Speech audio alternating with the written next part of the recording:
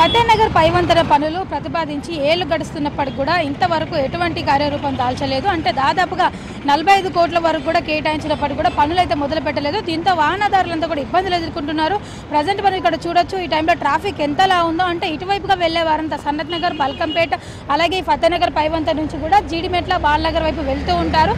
ఇటువైపుగా వెళ్లే వారంతా కూడా ఈ పైవంతెన అంతా కూడా ఇరుగ్గా ఉండడంతో కూడా ఇబ్బందులు ఎదుర్కొంటున్నారు. ప్రమాదాలు కూడా చోటు చేసుకుంటున్నాయి.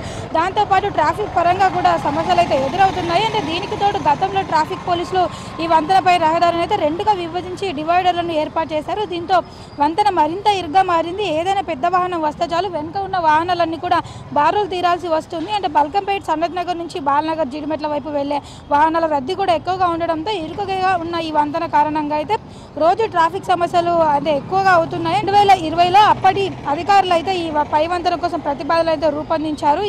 దీనికోసం పనులు కూడా చేయాల్సి ఉండేది ఇప్పటి వరకు అయితే. కానీ Hyderabad road development corporation limited అలాగే రైల్వే శాఖ సంయుక్తంగా అయితే ఈ వంతెన విస్తీర్ణ పనులు చేపట్టాల్సి ఉన్నప్పటికీ కూడా ఇప్పటి వరకు అయితే పనుల్లో ఎటువంటి కదలిక కూడా లేదు.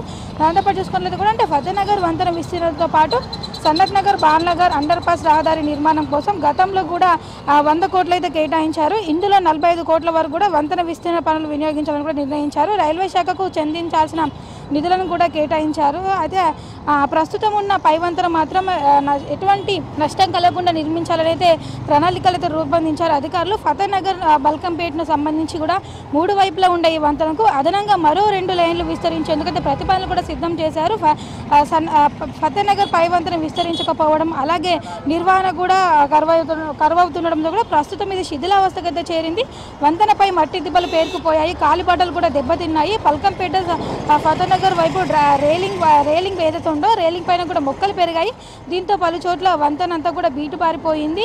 అయితే ఇటువైపుగా ప్రయాణించాలంటే కూడా ఇబ్బందికరమైన సిచ్యువేషన్ అయితే నెలకొంది.